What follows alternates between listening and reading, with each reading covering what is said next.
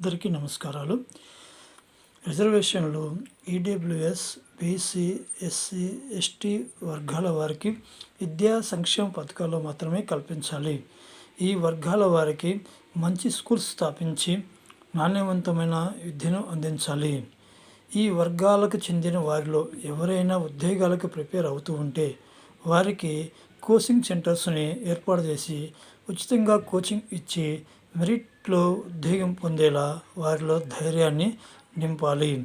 మరియు ఈ వర్గాల వారు కొరకు వివిధ సంక్షేమ పథకాలను అమలుపరిచి వారి ఆర్థిక పరిస్థితిని మెరుగుపరచవలసిన అవసరం ఎంతైనా ఉంది. అంతేకాని ఉద్యోగాలలో రిజర్వేషన్లు ఇచ్చి ఈ వర్గాల వారి యొక్క టాలెంట్ను తక్కువ చేయరాదు. అందరితో పాటు మేము సమానమే అనే భావాన్ని ఈ వర్గాల వారిలో కల్పించవలసిన అవసరం ఎంతైనా ఉంది. రిజర్వేషన్లను వికలాంగులకు మినహాయించి ఏ వర్గాల వారికి ఉద్యోగాలలో అందించరాదు. ఉద్యోగాలలో రిజర్వేషన్లు ఇవ్వటం వలన నాణ్యత ప్రమాణాలు దెబ్బతింటున్నాయి మరియు దేశము అభివృద్ధిలో వెనుకబడిపోయే ప్రమాదం కూడా ఉంది. ఏ దేశమైనా అభివృద్ధి చెందాలంటే నాణ్యత ప్రమాణాలు మెరుగుగా ఉండవలసిన అవసరం ఎంతైనా ఉంది.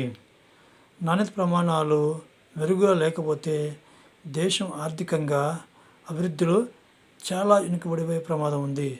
దీనికి ఎన్నో ఉదాహరణలు ప్రతిరోజు మనం చూస్తూనే ఉన్నాము.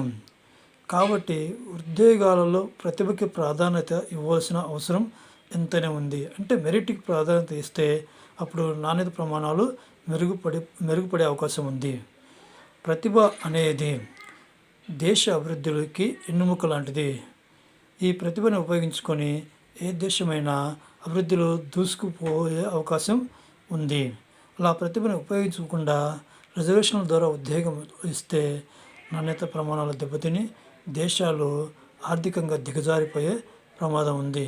కాబట్టి ప్రభుత్వాలు ప్రజలకు అర్థమయ్యే విధంగా చెప్పి రిజర్వేషన్లను ఉద్యోగాలలో పూర్తిగా తొలగించవలసిన అవసరం ఎంతైనా ఉంది.